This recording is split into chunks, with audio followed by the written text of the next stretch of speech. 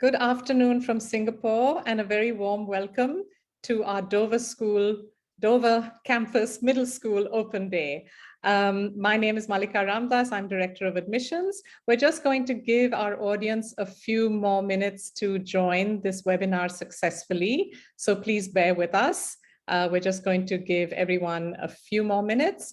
And while we wait for the rest of our audience to get on board, we are going to invite you to have a look at a day in the life of our middle school. So we're just going to play you a short video, which gives you a taster of what our middle school experience is about.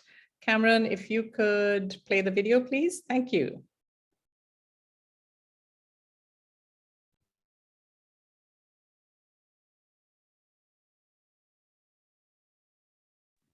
Cameron, if you could replay, we'll see.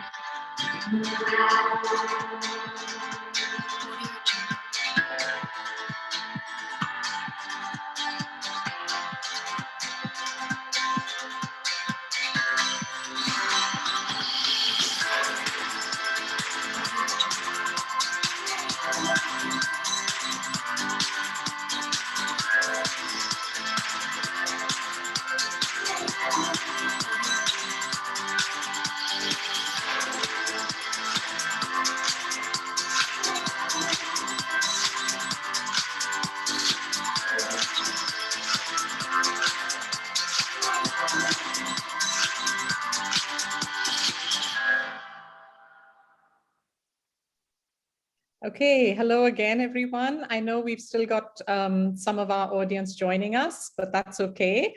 I'm just going to start by introducing today's program to you. So Cameron, if you could go to the next slide, please. Thank you. So once again, good afternoon from Singapore and a warm welcome to everyone. Thank you so much for joining us today from whichever part of the world you are joining us from. My name is Malika Ramdas. I'm Director of Admissions at the college. And I'm just going to spend the next few moments walking you through today's program and giving you some guidelines about how it's going to work. So we will have an initial audience poll. We'd like to get your thoughts on your responses to what you're most interested in learning more about today. We will then have a presentation led by our middle school learning leadership team, the principal and vice principals. And they will be joined by some of our middle school students. And I know that that's always a highlight for families hearing directly from our students. So you will have that pleasure ahead of you. And then we will have time for your questions to the educators. And we invite you to submit your questions through the little question and answer button that you can find at the bottom of your Zoom screen. So I'm just going to give you a moment to check the bottom of your Zoom screen and identify where that Q&A button is located. So that's where you should submit your questions. And you're welcome to do that at any point during the program, but definitely during the actual Q&A time with our educators. We will then have a quick closing poll where we want to invite your feedback on the program, but that's not the end of today's program. You will also be able to watch a virtual tour of our middle school and of our Dover campus. We know that we can't invite you onto campus at the moment, and we regret that due to the current restrictions, but at least we wanted to give you a good taster of what the campus is like and what it feels like to walk around. So we hope you'll enjoy that. And then the final part of our program is a question and answer session with myself and my colleagues. And that part of the program will be related to admissions specifically. So I want to request that you keep your questions with the learning leadership team and with the students to questions related to the learning program, the curriculum, and to the student experience. And then save all your admissions related questions till later on when you will have a chance to have those questions answered.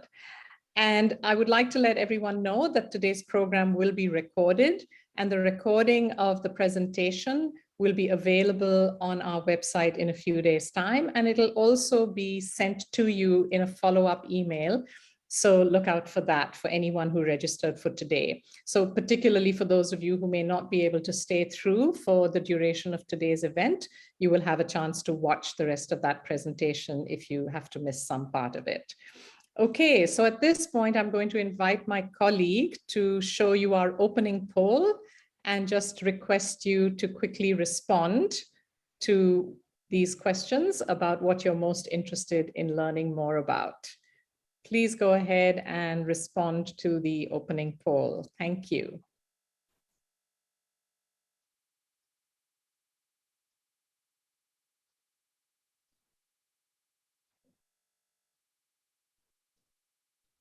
That's wonderful. I can see responses coming in. Keep them coming. Thank you so much.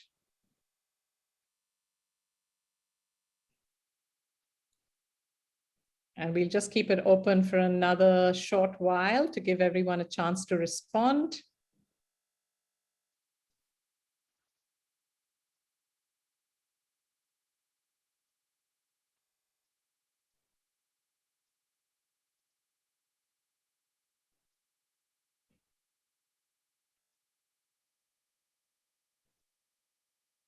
And again, I know there are some people who are just joining us now, so we'll just keep it open for another short while.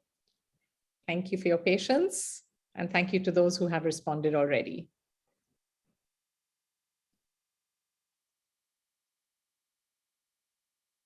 Okay, and I think we can go ahead and close the poll and share the results.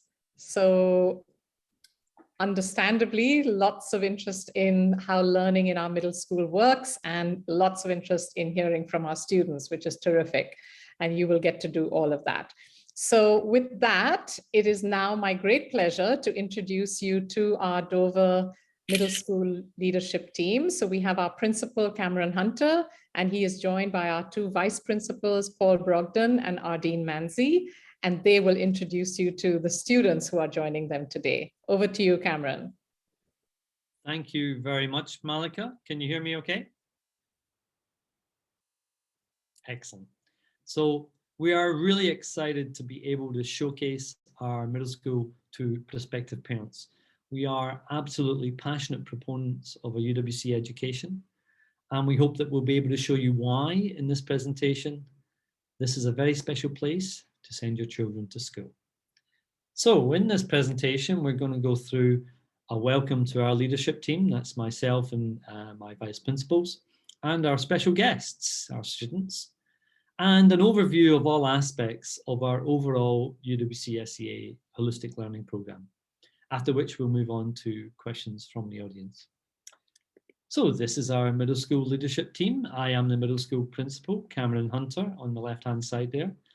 In the middle is Ardeen Manzi. Ardeen is the vice principal in charge of well-being. And Paul Brogdon is the vice principal in charge of curriculum. Ardeen will talk to you later on PSE, and Paul will talk to you about academics. And we'd also like to introduce some very special guests.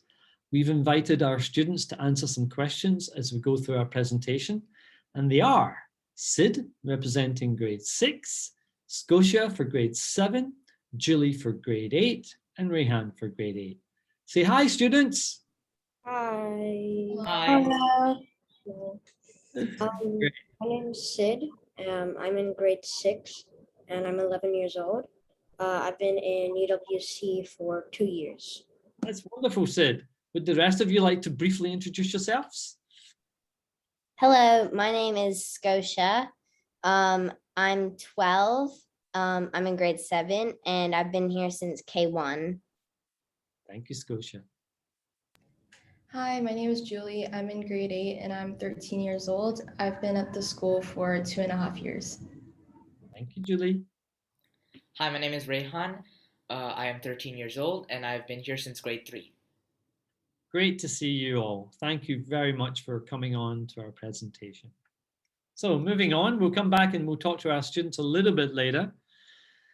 So how did it all begin at UWC, and how did the whole UWC experience begin?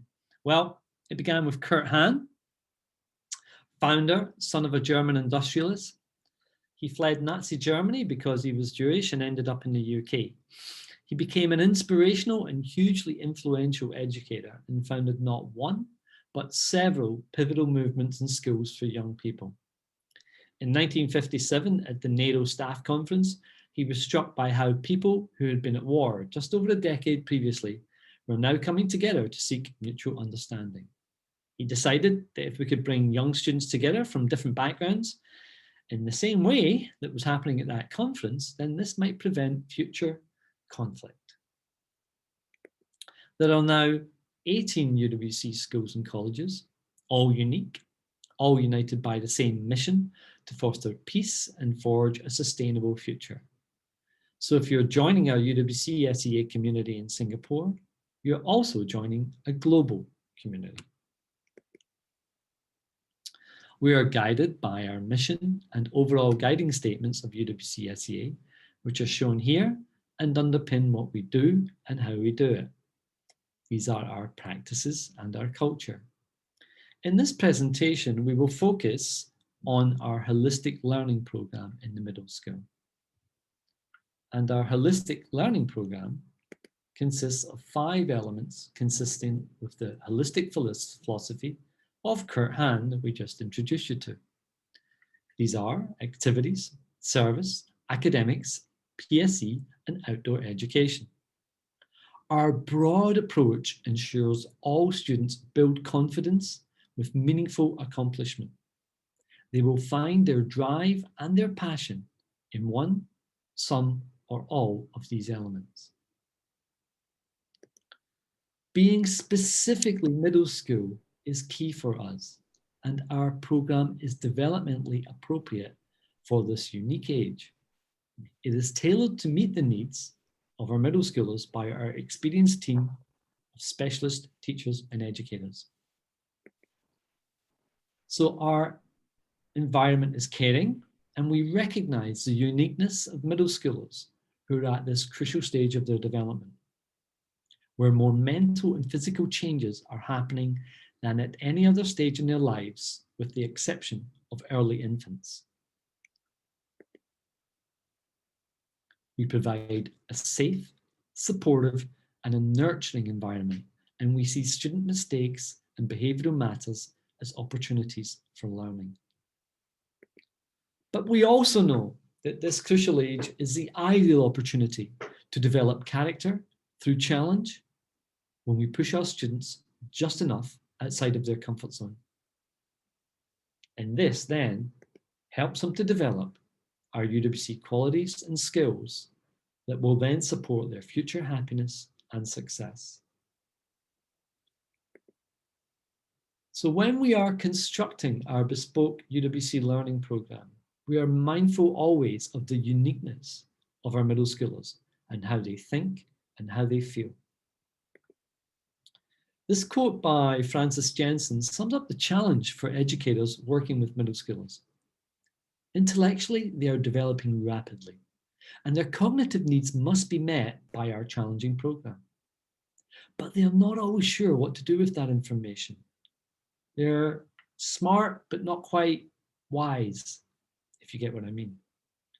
So we can only get the learning right. That is, we can only push the cognition forward if we respect the changing social and emotional needs of the students at this special age. And that is why we spend so much time and effort trying to get those aspects developed throughout our program. Here to talk to you about the academics element of our program is our Vice Principal for Academics, Paul Brogdon. Over to you, Paul. Thank you, Cameron, and good morning, everybody. My name is Paul Brogdon, and I'm one of our middle school vice principals. My role in the middle school is working with our academic team of teachers and heads of department. In line with our mission statement, our academic curriculum aims to develop the specific conceptual understandings necessary to build peace and a sustainable future. Along with the skills and qualities of our UWC SEA learner profile, many of these concepts are reinforced through linkages to the other 4 elements of our learning program. Our middle school courses are created from best practice design principles, which are research-based and provide an age-appropriate, varied, and challenging experience for our students. Next slide, please.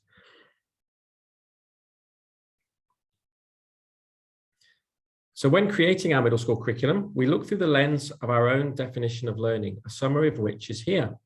Learning is a lifelong process in which learners engage with and reflect upon information and experiences to construct new or modify existing understanding, as well as develop and apply skills and qualities. Our academic curriculum has to engage learners. It encourages reflection. Students need to apply their skills and knowledge to new circumstances. Next, please. Our middle school academic program is a bridge between our primary school and our high school. Similar to many primary schools and other middle schools, our middle schoolers are taught mainly within the same class of students, which helps for guidance and care, but they have many more specialist teachers and subjects and different classrooms and facilities to help prepare them for their future in high school and beyond.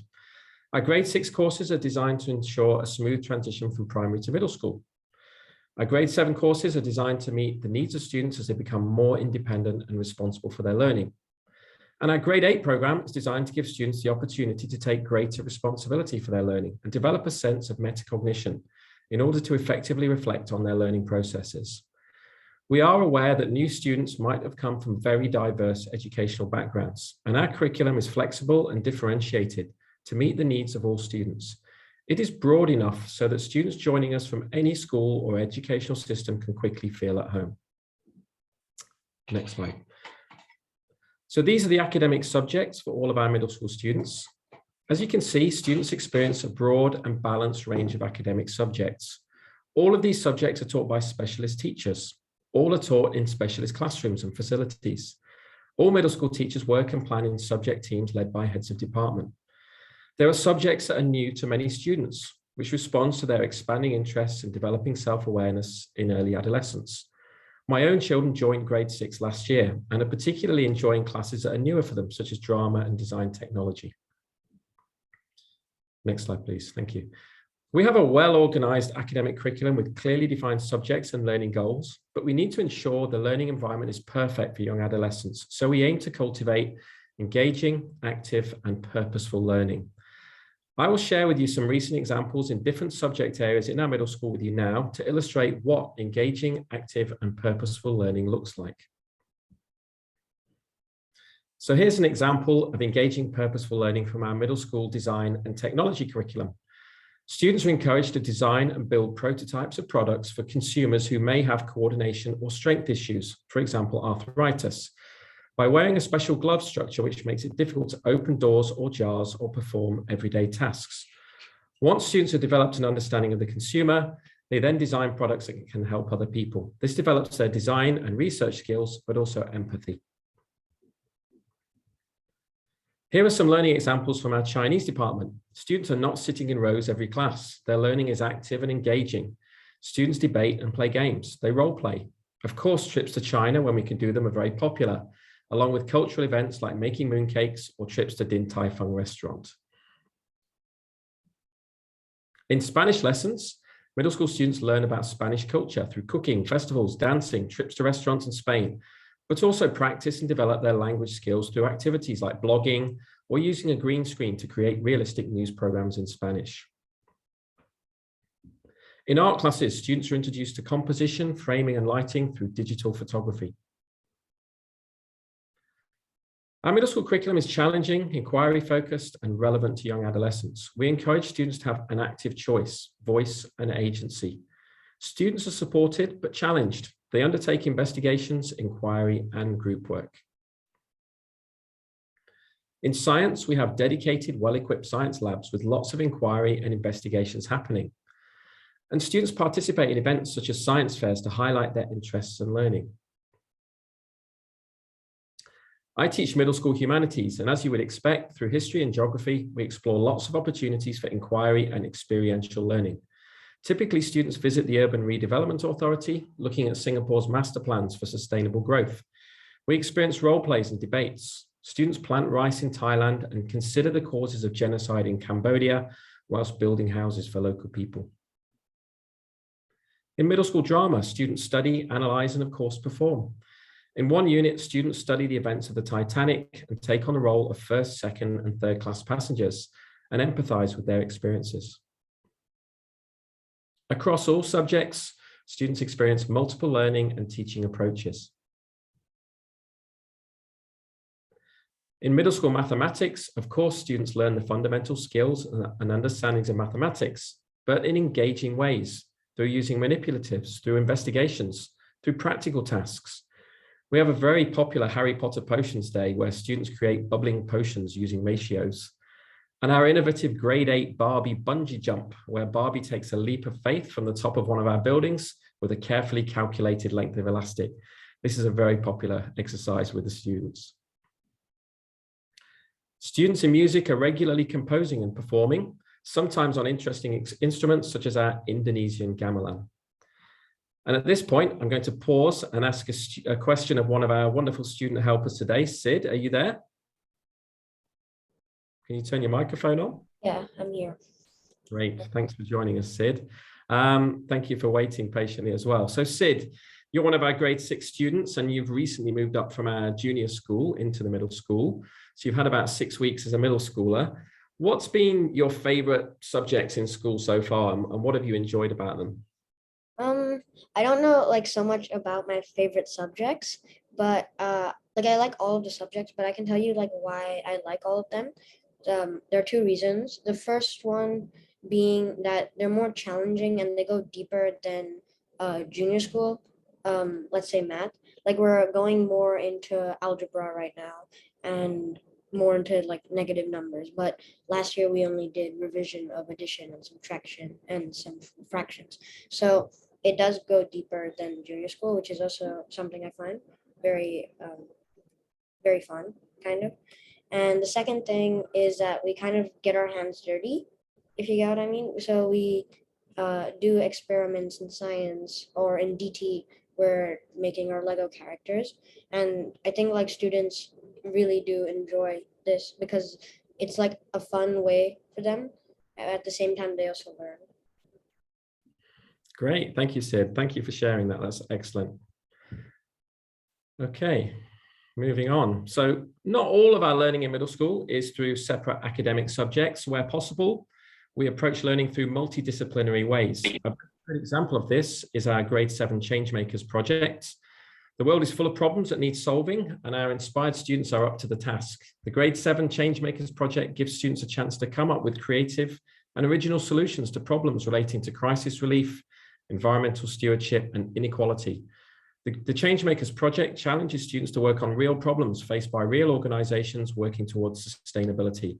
Our teachers work with our service partners to develop problem statements for students to test their critical thinking and problem-solving skills, falling in line with UWC-SEA's goal to educate future changemakers who will work towards fulfilling our mission to create a more peaceful and sustainable future. And we have a short 1-minute video just to show you what Changemakers looks like.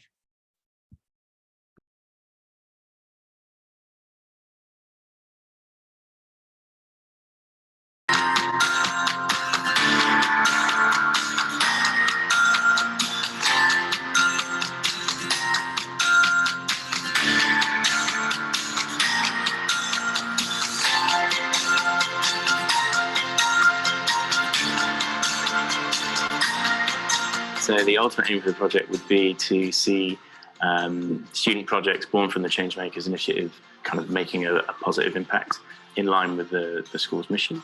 And yeah, I'm really excited to see, hopefully, one of those projects out there in existence in the near future.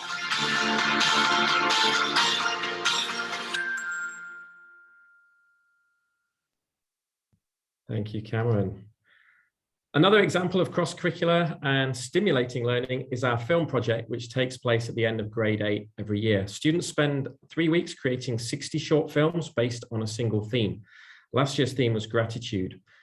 Students work with experts such as Uwcsea Lai, who's a top Singaporean film producer, to study how to tell a story effectively. At the end, we have a fantastic celebratory film festival where the students and experts vote for the most effective films.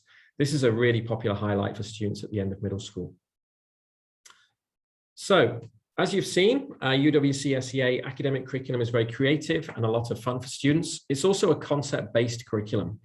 This means that from K1 to grade 12, each curriculum area or subject has standards which identify key concepts that underpin that curriculum area.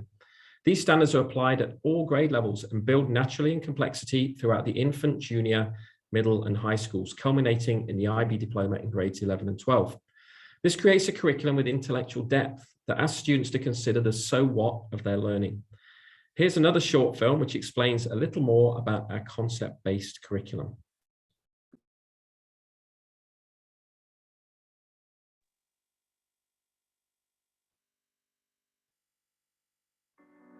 What is concept-based learning? Concept-based learning is centered around big ideas.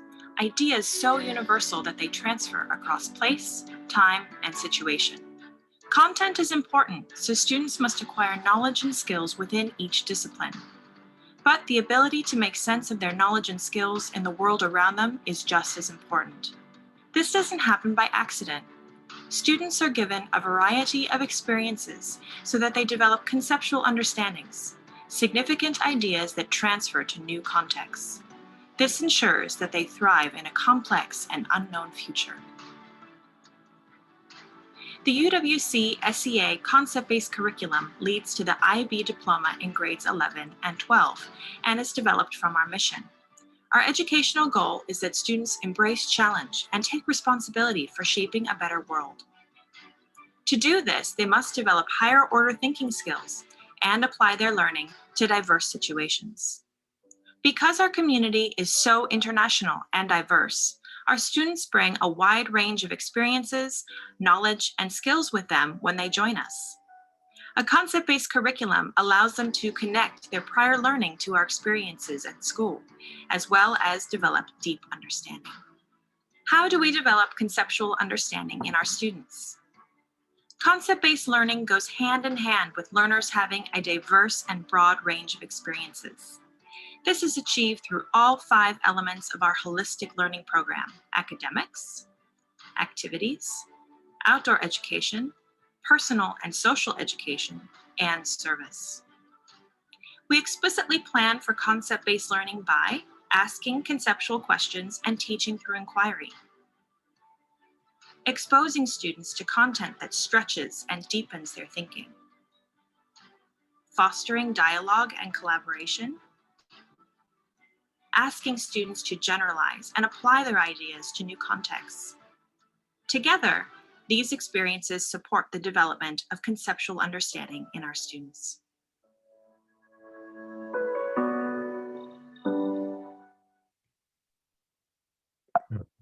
Thank you, Cameron. So, as well as teaching that concept-based curriculum, we are assessing our students, of course, and giving them regular feedback and reporting to parents as well in the middle school. For our assessments for students and reports to parents in each subject, we use our learning goals, which we call reportables. Our concept-based reporting communicates progress towards concept acquisition in each reportable. So this is how we break down each subject into those reportables, which we use when we're sending reports home to parents. In many systems, parents might see a single report grade per subject on a report card.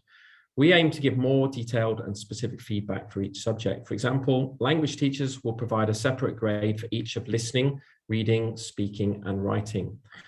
On our report cards, a parent can see academic progress in each of these reportables. This is important because in a subject, a student may be doing quite well in one reportable, for example, reading, but may need to set some targets in writing.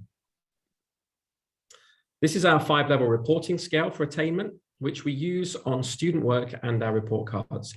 It has detailed descriptors showing a progression in learning and conceptual understanding with each grade level. We find that a grading scale like this leads to much richer conversations between students, teachers, and parents about what a child's learning looks like. Our students do not say things like, I'm a 5 in science, or I'm a B in maths. We talk much more about deeper conceptual understanding, and students are much clearer about where they are in their learning and what they need to do to continue to grow and learn. In the middle school, we also assess and report on our students in all subjects on their effort and approaches to learning.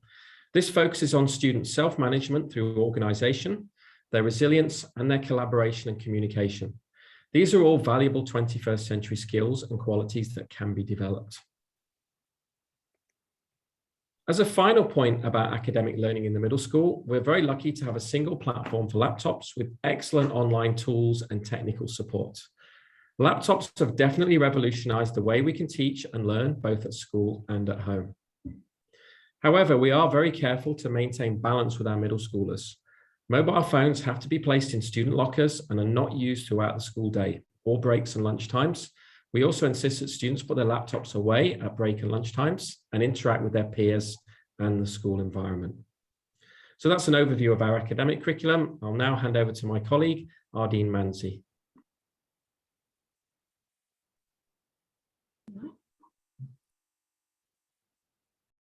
Hello, everyone, and thanks so much, Paul.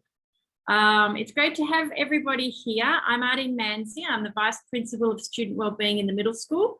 I'm going to draw your attention to my lovely backdrop, which is our 50-metre swimming pool that looks very inviting. It's one of the many amazing facilities that we have here at UWC. In this presentation, I'll be taking you through our personal and social education program, and we'll also have a look at our service program. Just next slide. Thank you. Thank you. In our middle school, we want our students to feel safe and supported at school. We want them to feel comfortable being who they are and comfortable to be risk takers as well. There is substantial evidence which can increase that shows that skills which can increase resilience or positive mindset, positive emotion, engagement, not only can be taught in schools, but it must be taught explicitly and implicitly through the curriculum. And this is exactly what we do here at UWC. So while personal social education is addressed in all areas of our school, it is explicitly addressed and delivered through our advisory and a subject that we call life skills. So before taking a deeper dive into our PSC program, I'll explain a little bit about advisory, as it's a really important time. Our students meet daily with their advisor in their advisory class. The advisor takes on a mentor role for our students. The advisor will check students' planners each week, help them with planning and organisation, keep students up to date with activities happening in the school, organise activities with the advisory, but also help deliver our personal and social education program. We consider our advisor to be that of a significant adult. We acknowledge that the presence of a caring role model correlates directly with a child's positive well-being. I'm going to ask a question or direct a question to you, Rayhan, if that's okay. Yeah. Hi, Rayhan. You meet with your advisory each day. Can you share with us a little bit about how your advisory supports you in your day-to-day life here in the middle school? Advisory is definitely a place where you're able to bond with your class through all of the activities that we do and our advisor sets up. Along with that, your advisor often helps you stay organized with all of our homework and up to date with all the notices and global concerns that are going on at the moment. Along with that, it's definitely a place where you're not judged for what you do. It's a very comforting environment, and you get to have a lot of fun, such as in our class we have Fun Friday, where we go outside to our amazing AYE field, and we play games, although this may not be possible due to our COVID restrictions at the moment.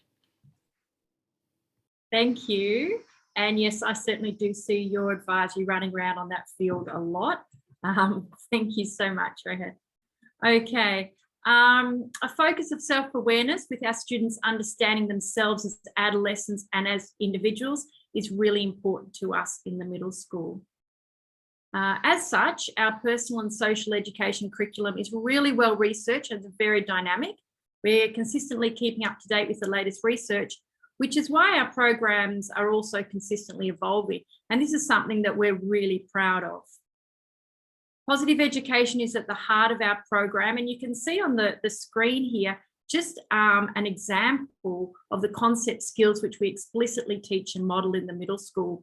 It is through these concepts that we also teach our explicit units on digital citizenship, goal setting, growth and development, personal safety, healthy living, positive relationships, just to name a few examples. We also have a really good relationship, just go to the next slide, please, with Geelong Grammar, which is a leading positive education school in Australia. Like Geelong Grammar, we draw heavily on Martin Seligman's PERMA model, which you can see on the screen, in regard to framing our curriculum. We just go to the next slide. Here's an example of how we map the skills and concepts we teach with Seligman's PERMA model, and we include positive health here as well. So to finish off my section on student wellbeing, I'd just like to share with you just some of the many key phrases we use regularly around our middle school. And these include a culture of kindness. For us, maintaining positive relationships is a key message within our school. We strongly believe academic success and wellbeing are absolutely complementary of each other. And our aim in the middle school is for all our students to flourish. And by flourishing, we mean both doing good and feeling good. One of our mantras is grit beyond graduation. We're not just preparing our students for the now, we're not just preparing our students for high school, we're playing a key role in preparing them for a resilient and successful life in adulthood. Middle school is an age where our students should take more responsibility for organising themselves, following a study timetable at home without being asked, and having increased responsibility around the home. We do encourage parents to start stepping back so our students are more inclined to step up and be responsible for organising themselves. I'm now going to talk to you about our service program. So very exciting. So if we just go to the next slide there. Service is one of the 5 major components of a student's education here in the middle school, and is certainly at the heart of our school mission. Through service, our school is a community of people who not only care about others in the environment, but they also take action and bring about positive change, which is so important. We hope that through service learning, our students will contribute towards making the world a better place. And through service, our students develop the qualities of a UWC student, such as commitment to care, but also skills such as communication, leadership, creativity, which assists students in all areas of their life, of course. And of course, there is an overwhelming evidence that shows that helping other people has a very positive influence on our own well-being. In the middle school is an amazing opportunity to explore service from a college, local and global perspective, and contribute to society in a range of ways and locations, from gardening at the school, supporting homes and charities within our Singapore community, to house building in Cambodia. Just next slide, please. Service is compulsory, and there are many options available here, which is fantastic. So Julie, I've done service with you before, which I've thoroughly enjoyed. So I'd just like to ask you some questions about service, if that's okay. Yeah. Okay, so let's look at last year first. What sort of service learning activities did you do last year in grade 7? I was involved in the student wellbeing action team. Okay, and what did that involve? We were in charge of making presentations, videos, assemblies, and checking up on students and making sure that they're doing well. Okay, thank you. And what have you signed up for this year? This year, I'm doing Tabitha, which is a global concern, and we help less fortunate families in Cambodia by not only donating them money, but we also teach them how to exit the poverty cycle and to make a living for themselves without support. Okay, and I know that you can't travel to Cambodia this year, but you are doing such a wonderful job, not just raising funds, but raising awareness. We always look forward to your Tabitha activities within the school. So what do you think you gain from being involved in service? First, I'm able to help others and give back to the community. So I feel very proud, and it's very rewarding and gives me a sense of achievement. I also get to learn about different cultures and backgrounds. Like, for example, in Tabitha right now, I'm learning about the history of Cambodia and like the mass genocide, which is pretty heartbreaking, but it's what motivates me to continue being involved in service and taking action.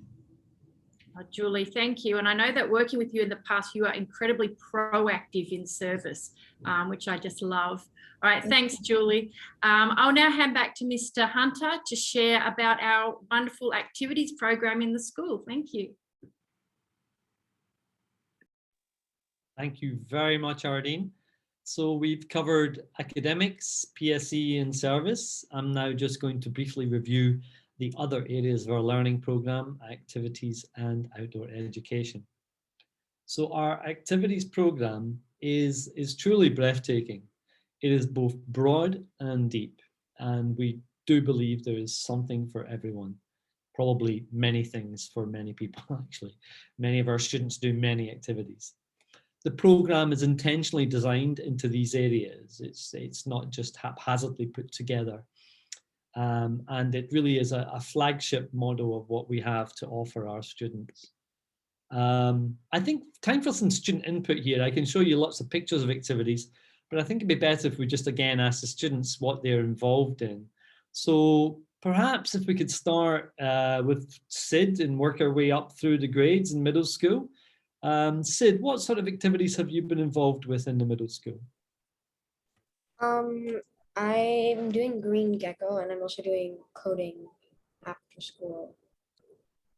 Cool. And the coding after school, is that with, is there teachers or senior students involved? Or? There's a grade 12 student.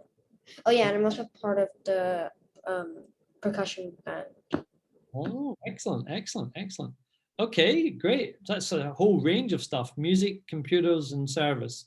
Let's see, Scotia, are you there? Yep. What are you involved in then?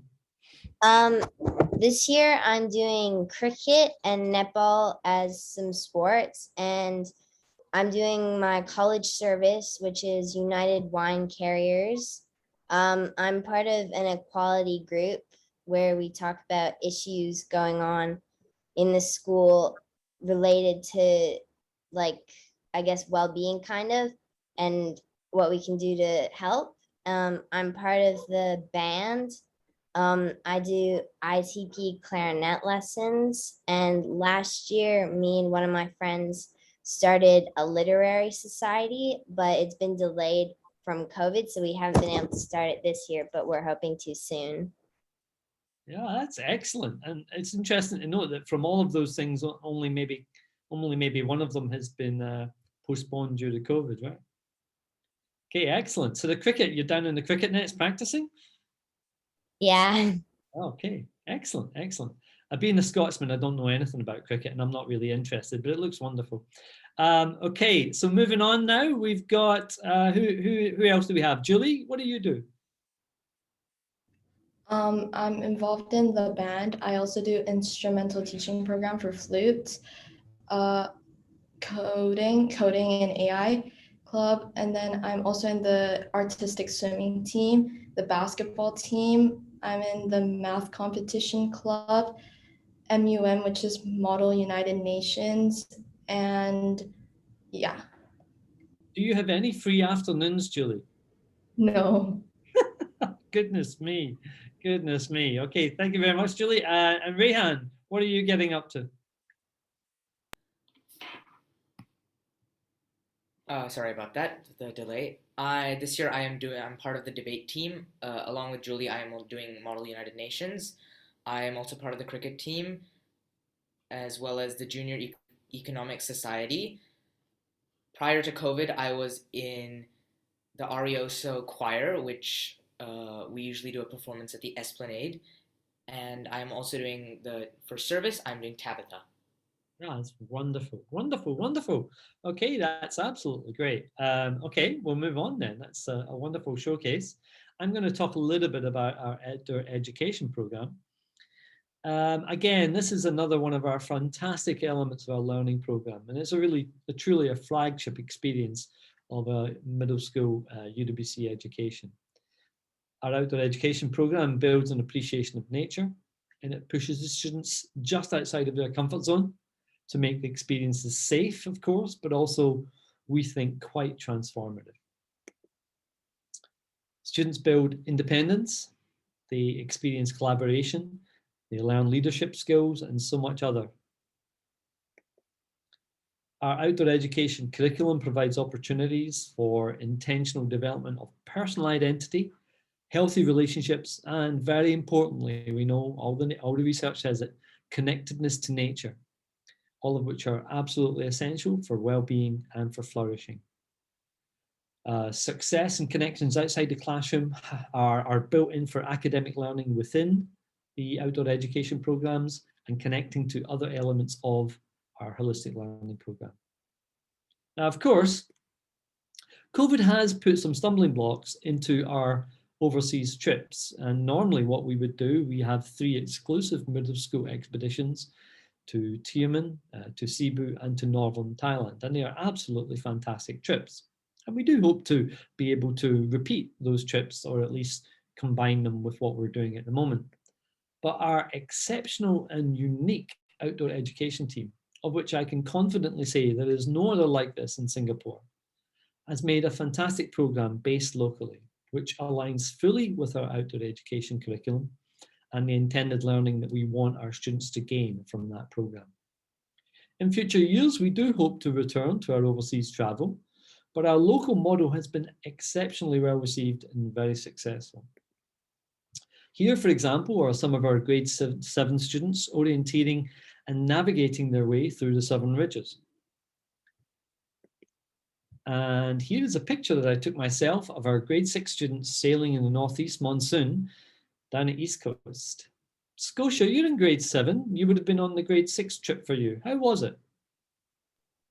I really enjoyed the grade 6 trip because even though we weren't allowed to go to where like what was planned, we were still able to travel around Singapore, which I personally found very fun because I visited a lot of places that I didn't even know existed in Singapore.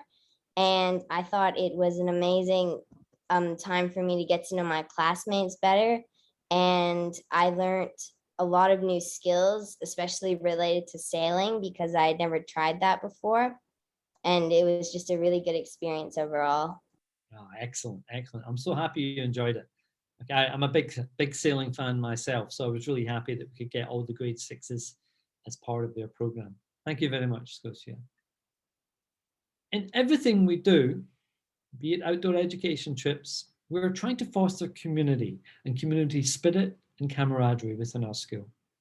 We focus on this explicitly in our advisory groups and within our house structure within the middle school, which aims to foster ties vertically through the middle school, through activities and through fun competitions. We have a little video here, which we're going to share with you. We saw it running at the start a little bit, but we'll just watch it all the way through for those of you who haven't seen it. It's only 1 minute long, summarizing a day in the life of our middle school.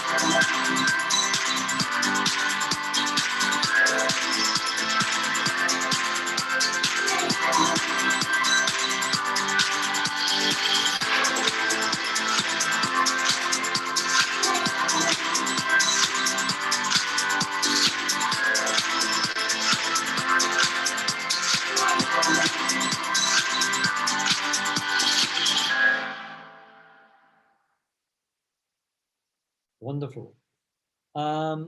We will have actually in our audience, we'll have some parents who are transitioning their students from primary into secondary. On that, Sid, can I ask you, how was the transition from middle school to primary school? Was that okay for you? Yeah, it wasn't, I don't know, maybe it's just me, but for me it wasn't very scary. I don't know, maybe it's because my sister told me that it wouldn't be that tough. But I guess I just kind of like wanted to try it out before I kind of did anything or said anything. Okay, so it was okay for you, yes? Yeah. And you're feeling comfortable about middle school, yes? Yes. Great, excellent. So just a final slide here, maybe to allow the students to comment on any aspect that they'd like to. Guys and girls, students, what would your highlights of the school be so far? What have you really enjoyed? What do you look forward to in your middle school experience. Maybe let's start with Julie. Would you like to start first? My highlight would definitely be the outdoor ed trips, both grade 6 and grade 7. In grade 6, I got to go to Tiamen, and it was really fun because we got to go to the beach, go snorkeling, and we got to share like one room with all my classmates. And in grade 7, even though we didn't get to go overseas, I still had a really, really fun time. And I went kayaking, I went hiking, and it's a great opportunity for me to bond with my classmates and to get to know them better. And I also get to try new things that I've never tried before and be risk takers. Excellent. Excellent. Who else would like to speak? Okay, Rehan, you're on. I completely agree with Julie because I think we were the last batch of students to be able to go on the outdoor education trip, and Tiamen was just an outstanding experience overall. Like we went sailing, we went kayaking, we did a lot of trekking, and while grade 7 was not the same, I think that we still got to bond with all of our classmates through activities such as the trek and kayaking from Pasirist to Coney Island. Excellent, excellent. That's quite a long way. Was it challenging? It was more of because of the heat, because it was quite hot that day, and It's all part of the challenge, right? yes. Excellent. Who else? Sid, have we asked you? What's your highlights? Because I've only joined, there's not like too many, but as of now, my biggest one was making new friends. Oh, cool. Excellent. Excellent. Okay. And finally, Scotia? Last year, one of my highlights was the Battle of the Dance, which is an activity that the middle school does, I'm pretty sure, every year. And I really enjoyed it because me and my friends got to come together and make up a dance. And I thought it was a good opportunity for leadership and responsibility. And I also especially enjoyed it because we came in the top 3, which was quite fun. Excellent. Excellent. Okay, well, thank you very much, students. So I think now the students are going to have to go back to their classes. So if you can just unmute yourself and put your camera back on, students, and just say goodbye to everyone. Let's hear you. Say goodbye. Bye. Bye. Okay, thank you very much, guys. Go to class now.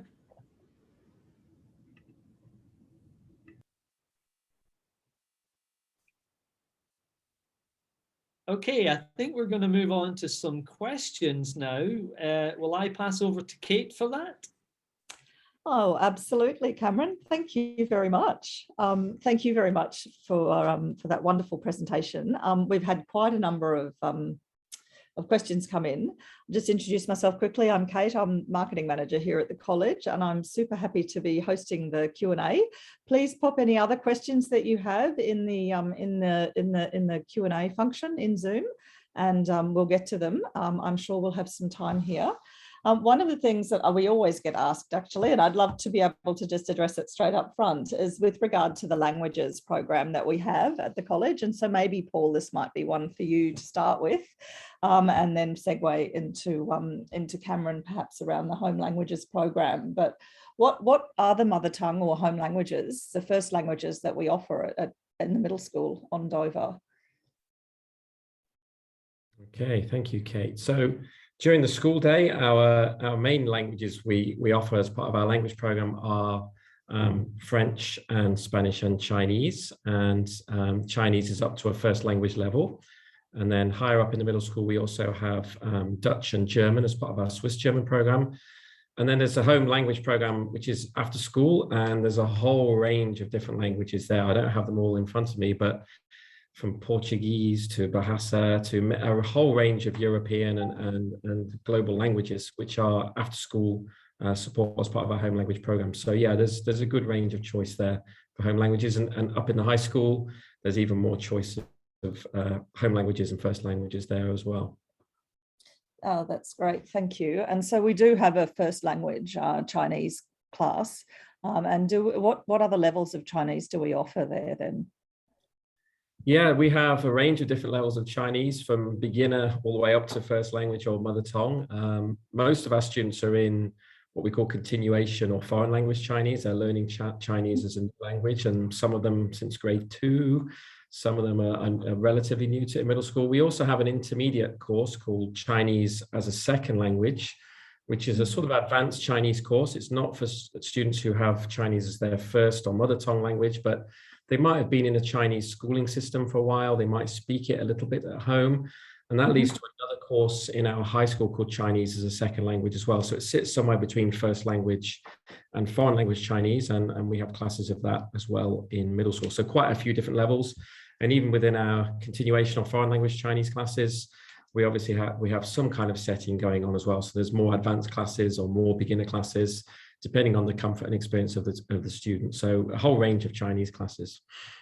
Right, and just one last question on languages before we move along. If a child is a native speaker of, say, Chinese, for example, do they have to take Chinese as their second language at school, given that everybody studies English? Yeah, I mean, it's a family choice, and I think admissions department would help with that. Yeah, we ask our students and families to consider their language choices going forward. So there's always an opportunity to change depending on what the options are, what the experience of the student is. But no, our students do study English in middle school and another language during the school day. So if a student was coming in with Chinese as their first language, we'd certainly support that. But if they wanted to pick up a beginner language, such as French or Spanish, depending on which grade they enter, they could certainly make a change. But I would say probably most students coming in with Chinese as a first language would continue to study that as their language other than English in middle school. But it's a family choice. We can guide on that. We can give support. We can advise. But probably for most students, they would continue with that, I think, through middle school and into high school. Great. Thank you very much, Paul. That's excellent. And of course, the Home Languages program is always there and does offer, I think it's 18 different languages on Dover campus this year, actually, all the way from K to 12, I think it is actually.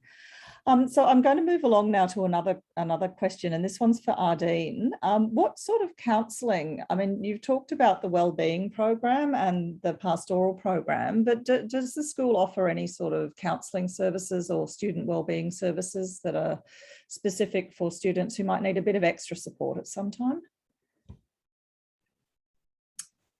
Yes, thank you. Yes, so we have what we call our wellbeing centre here at UWC Dover, and that's where our counsellors are situated. So we have the most incredible counselling team.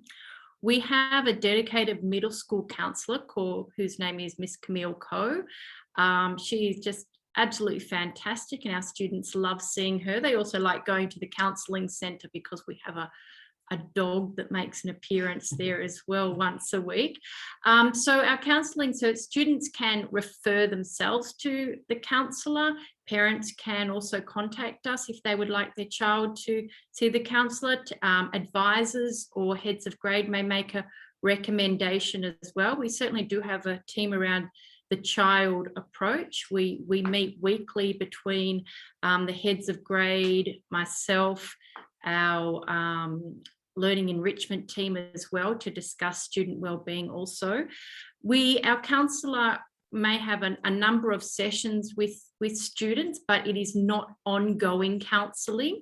But what we would do then is refer externally if we need to, and we have amazing contacts and relationships with services within the community as well. We also do a fortnightly wellbeing check-in with all our middle school students, where we send out a survey, and we might ask students how they're currently feeling, how they're sleeping, their eating patterns, and so on. And the students really do respond to those surveys, and they can also in those surveys say if they would like to do a check-in. So they might say, I'd like to check in with my advisor, or I'd like to check in with my head of grade, and every one of those is followed up straight away. So we certainly have counsellors at school in the middle school, which we're very grateful for and works really well. That's fantastic. Thanks, Maggie. I have another question with regard to that, actually, and it's kind of linked to that check-in. How because there's so much going on at school, how do how do we work with students to encourage a balance between schoolwork, homework, all the activities, the service, all the things that they want to be involved in? How do we work with them to help balance that? And I guess this is for both, maybe all three of you. I'll take that one if you don't mind. So can you all hear me? Yeah. So just we have the advisor is very important in that daily care, particularly in terms of seeking the balance of activities, service activities, and also the balance between activities and homework. So making sure that our students are doing, fulfilling what we think is important for them to do, but also at the same time not overdoing that. So we taper our homework as they go through the school years, but we keep a mindful look at what students are doing. And in some cases, advisors will speak to students and will say, I think you're doing too many activities this term. Take off, just do one less here. And we will say that. But generally speaking, we do find that students who are occupied actively in activities and service actually are students who excel in academics as well. But we do need to keep a mindful watch on their time, and to make sure that they have time just for mindful relaxation and contemplation. And sometimes we put that into our program as well. We have mindfulness in some elements of our advisory program. And so we're very aware of keeping a keen eye on our students' time and their ability to not take too much, but to keep them absolutely on task. Yes, I think the enthusiasm of students can definitely get in their own way sometimes. There's so much opportunity at school just to be involved in everything. It's sometimes difficult to balance that. In terms of balancing their homework, does the school have a policy around homework? What sort of homework do the students get each week, and how do they balance? How do you balance if they've got a lot of homework in one area? Do the teachers know across the different subjects? Can I take that one? I'll take that one, please, Cameron. Yeah, we have a homework policy and homework guidelines, and there's a range of things we do to support the students. We have a homework planner that the students carry around with them from class to class. It's like a homework diary, and they plan their week, they put their to-do lists in there, and they work with their advisor every week and looking what's coming up and what needs to be done. And any homework that we set also goes out through our online learning platform, which we call Teamy, which is a great tool where teachers can set work for students, they can collect work in, there's a deadline built in, it connects to their calendars, parents can see that as well, so you can really manage their time very carefully. I would say we're not overloading students with homework in middle school. We are super aware that they have a lot of great activities and things to do after school. And we don't want them on their screens as well too much in the evening. So our homework guidelines are fairly reasonable, I think, somewhere between sort of 5 and 7 hours a week maximum really in the middle school. And then it kind of increases a little bit more through to the high school. So we have a policy all the way through primary to high school. And our students are pretty good. And we also encourage them to negotiate a little bit with us, which can be fun as a teacher. So we can see what they've got coming up for major assessments, but they'll also let us know. And usually when we're setting major assignments and tests and things, we do talk to our classes and say, how's it looking for next week? How's things going? And they're really honest, and they help us to schedule things as well. So I'd say homework's not too much. I've got 2 children of my own in the middle school here, and it's enough to keep them, occupied and entertained and stretch their learning, but they're not spending all weekend on their homework. Although we do have students who are super keen, and if they have a project and things like that, they will spend a lot of time. So we're often telling our students to do less homework rather than more. And I think that's probably the case in many schools as well. So we keep an eye on it, I think is the short answer. And we've got great tools in place to support the students. Fantastic. Thanks, Paul. And can I just ask also then, in terms of just keeping parents in the loop with regard to how their child's going, perhaps not just academically, but also, Ardeen, if you could share how they're connected into their child's, their advisory group, for example, and how the school connects with parents should they have anything that they want to discuss.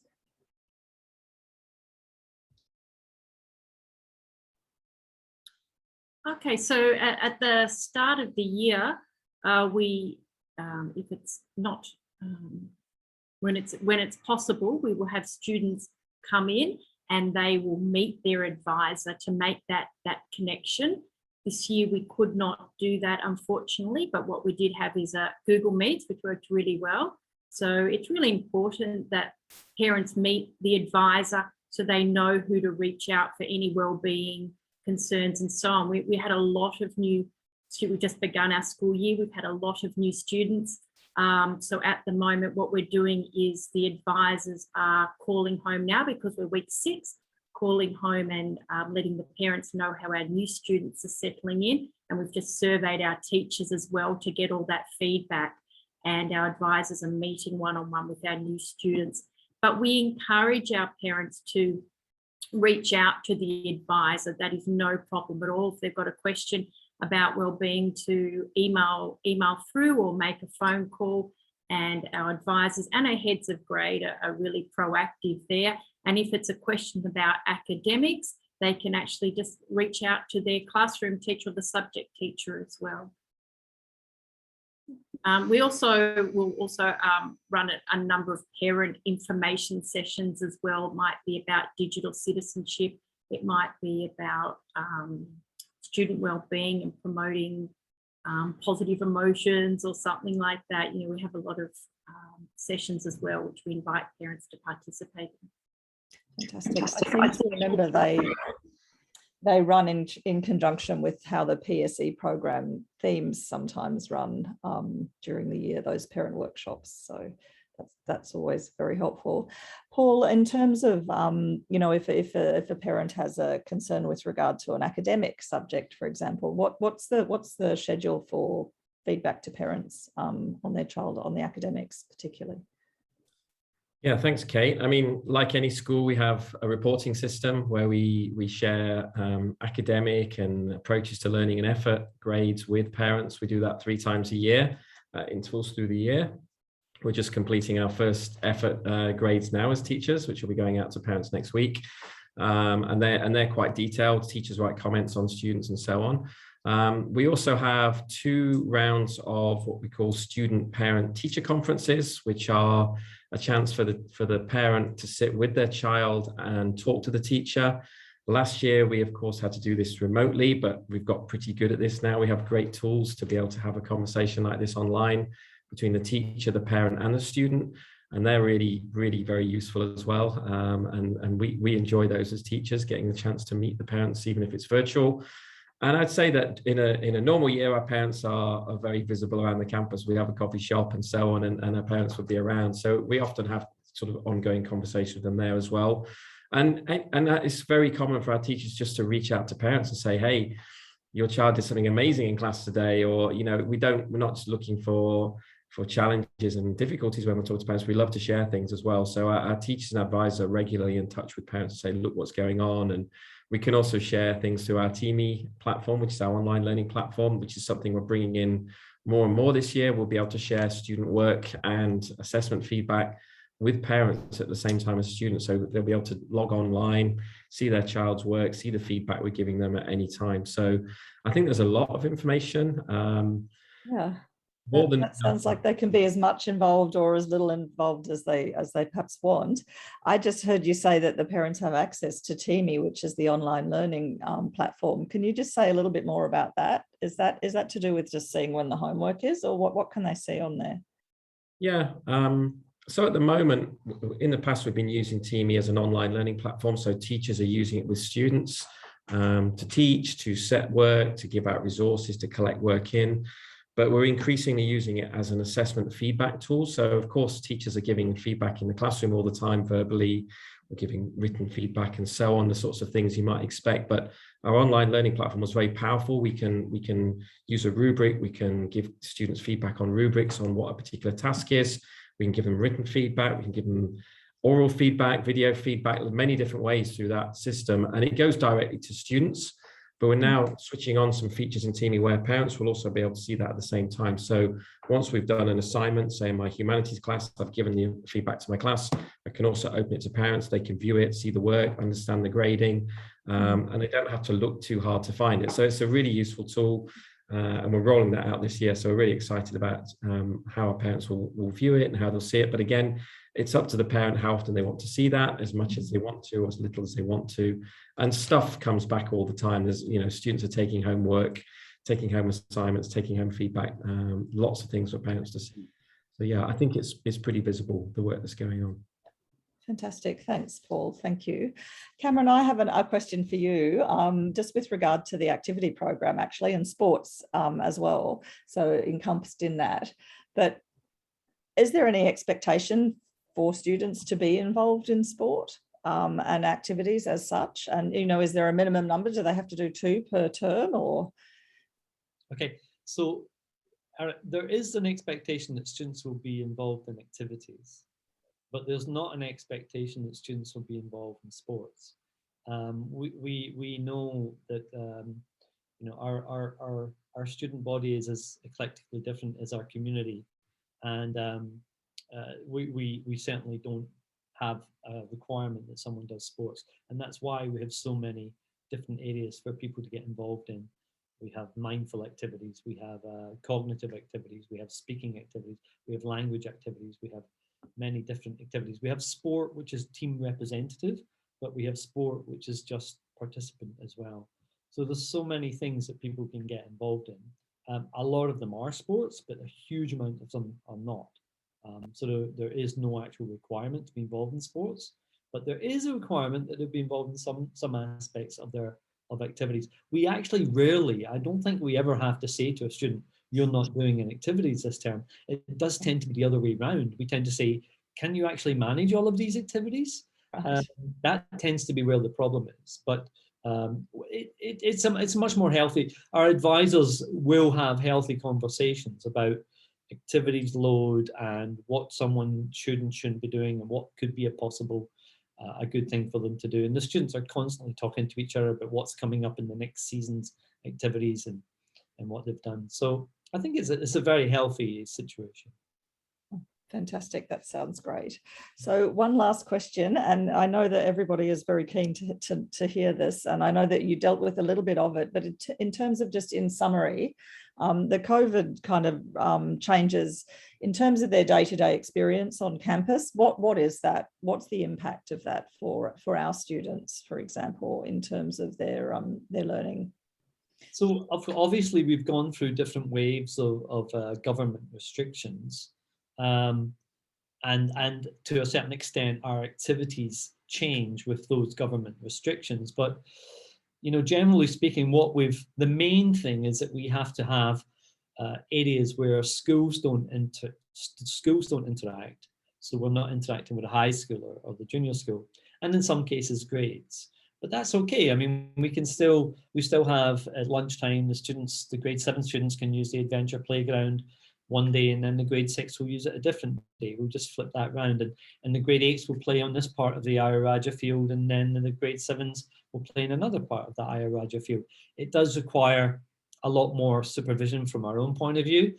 It's a little bit more where we have to do, well, actually it's a lot more management on our point, but I don't necessarily feel, in fact, I'm pretty sure the students haven't felt much of an impact on it. I mean, mask wearing is something that everyone has got used to, but that's the same anywhere in the world. But our students are still fully involved in our program and fully involved in having a lot of fun with their friends in our school. I definitely see that they're happy. They're happy below that mask. We see them smiling with their eyes. That's fantastic. Thank you so much. I think that we have no more time for any more questions. That's actually great because we've covered almost all of them, and I will hop back into the chat and answer the couple very directly that we haven't got to right now. Thank you so much, Paul, Cameron and Ardeen, for your time today. And please pass our thanks on to the lovely students as well. They were fantastic again this year. And I'll hand back to Malika, who will take you through the rest of the program. Thank you very much, everybody. Okay, Thank you, Kate. Thank you, guys. Thank you very much, Cameron, Paul, and Ardeen, and thank you to the students and also to Kate for moderating this first part of our question and answer time.